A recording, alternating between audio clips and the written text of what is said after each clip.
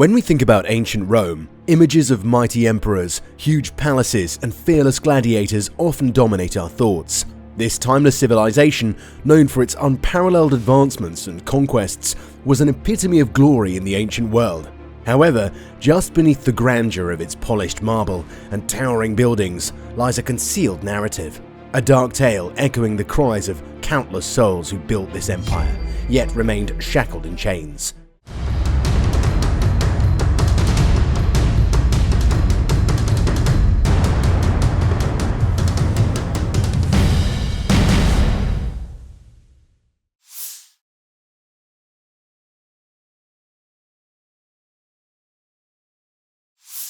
By the 1st century BC, an astonishing 1/3 of Rome's population were slaves. This wasn't a minor detail, it was central to Rome's socio-economic backbone.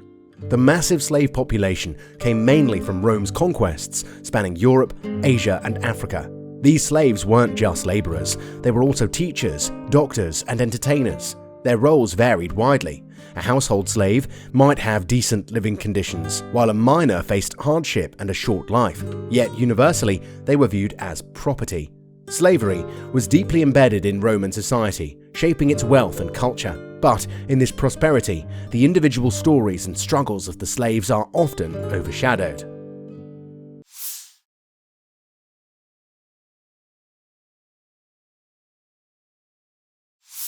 Building on the overwhelming prevalence of slaves, it's heart-wrenching to understand the horrors they faced daily. One of the most feared punishments was crucifixion. While we often associate it with religious tales, it was primarily a tool for public humiliation and deterrence. Slaves were nailed or tied to wooden crosses and left to suffer an agonizing death, exposed to the elements. This wasn't just about ending a life, it was a prolonged public display, a message to other slaves: step out of line and this could be you. Then there was the daily terror of physical abuse. Whippings and beatings were commonplace. For minor transgressions, or sometimes just at their master's whim, a slave could be thrashed with implements designed to inflict maximum pain.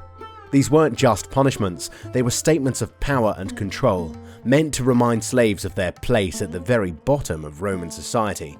But perhaps the most chilling form of brutality was the arena. Slaves, especially those deemed defiant or expendable, were thrown into these amphitheaters. Before cheering crowds, they'd fight to the death or face wild beasts, all in the name of entertainment. These weren't quick deaths, they were drawn-out, violent spectacles. Thus, the life of a Roman slave wasn't just hard work and servitude.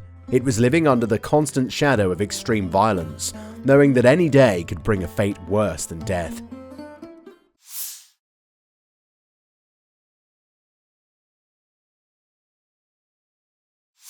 Moving on from the chilling accounts of arena brutality, we find that many Roman slaves didn't face an audience when they suffered.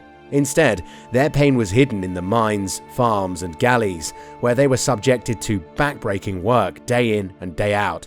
In these environments, the life of a slave was both exhausting and tragically short. Let's first look into the mines. Here, slaves worked in dark, cramped conditions, chiseling out precious metals and stones for their masters. The air was thick with dust, leading to respiratory diseases. Cave-ins and accidents were common. In the mines of Spain, for instance, a slave might only survive a few months to a year, their life expectancy cut brutally short by the toxic environment and continuous work pace. On the farms, the scenario was slightly different, but no less tiring. Slaves worked hard under the scorching sun, planting and harvesting crops, tending to animals, and performing other never-ending chores from dawn till dusk. Their hands became calloused, their backs bent, and their spirits crushed.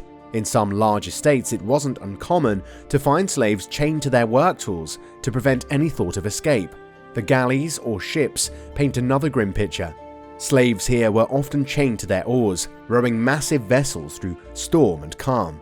They worked in tight spaces with little air or light, their lives dictated by the rhythm of the drumbeat. Their skin bore the burden of salty sea winds, and their muscles ached constantly.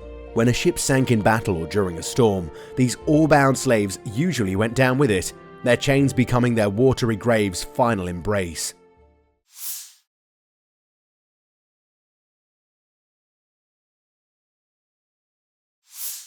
Moving from the fields and galleys, there's another haunting side of Roman slavery: Many slaves were not just valued for their manual labor, but for their ability to entertain and satisfy the desires of their masters. It's crucial to unveil this dark aspect of Roman society. The arenas, while glorified in many records, were sites of immense suffering for the gladiators, most of whom were slaves. Trained to fight to the death, these men and sometimes women were made to spill blood for sport. While some might argue that the roar of the crowd gave them a sense of purpose or fame, for many it was a life of fear, never knowing if today's battle would be their last. Then there's the realm of personal entertainment. Slaves danced, sang and performed as per the order of their masters, often subjected to ridicule or scorn. Their artistic talents, instead of being a source of pride, became yet another tool for their exploitation.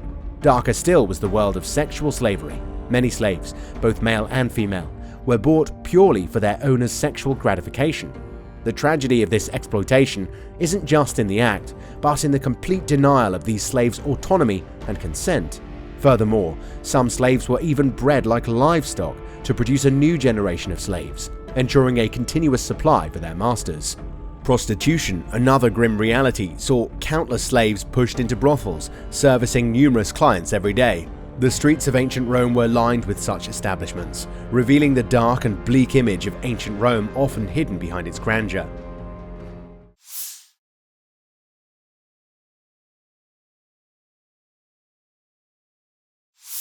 Another bitter reality for the slaves in ancient Rome was that of discrimination and derogation they had to endure. It wasn't merely physical labor or exploitation, it was a systemic stripping away of dignity. A slave's day began and ended at the will of their master. Their identity stripped away, they became a mere possession, an object to be used, abused, and discarded without a second thought.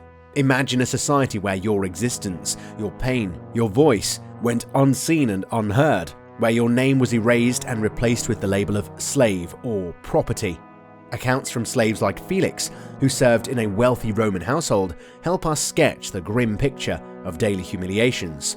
Felix writes of being awakened at all hours, of having no say over his body, his time, or his desires. His life, as he portrays, was a constant barrage of orders, with punishments given out for the slightest mistakes or delays. In the vast social divide of ancient Rome, where luxurious villas and lavish feasts painted the lives of the elite, slaves were reduced to nothingness.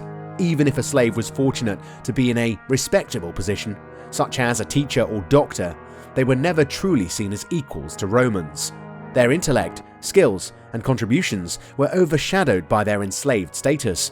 The social perception bore a stark contrast to the intimate dependence the masters had on their slaves. While they leaned heavily on their service, in public and societal norms, slaves were derogated and humiliated. They were often made to wear distinguishable clothing and were forbidden from enjoying the common rights and luxuries of a free Roman citizen.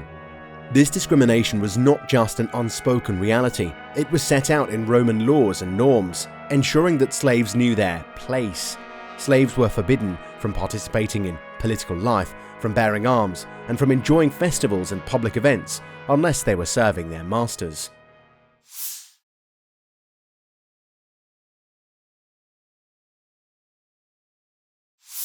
The oppressive chains that bound Roman slaves weren't just physical, they were firmly rooted in the profound fear that gripped the hearts of Roman masters. The thought of a slave uprising was terrifying to the Roman elite, who were vastly outnumbered. To maintain their strong grip on power, they implemented brutal preventive measures, ensuring that the slaves' spirits were as shackled as their bodies. One cannot discuss this fear without mentioning the most infamous slave rebellion in Roman history, the Spartacus-led revolt between 73 to 71 BC. Spartacus, once a gladiator, rose to lead an army of escaped slaves against the Roman Republic. The revolt grew in magnitude, with sources suggesting that at its peak, Spartacus commanded an army of around 120,000 rebels. The rebellion highlighted the rising discontent among the slaves. Accounts from slaves of the time, like Lucius, depict a world where even the whisper of disobedience was met with harsh penalties. Lucius often recounted the night raids, where Roman soldiers would storm slave quarters, searching for any signs of revolt. There were punishments, sometimes death, for those even suspected of plotting against their masters. The message was clear: defiance would not be tolerated.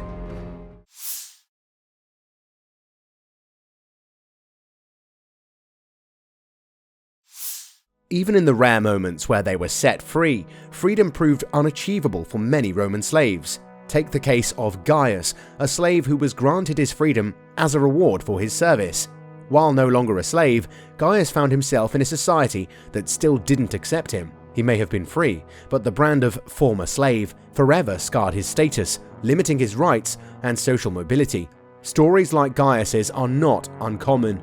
Slaves who managed to buy their freedom or were freed by their masters still found themselves as outcasts in Roman society. They couldn't hold certain offices or marry into particular classes. Their so-called freedom was but a mask, a diluted version of the liberty enjoyed by true Roman citizens. Hidden behind Rome's grandeur lay tales of oppression, rebellion, and elusive freedom. But as we reflect on these stories, we must ask, do the echoes of this ancient injustice still resonate in the modern world? This is History Uncharted. See you next time.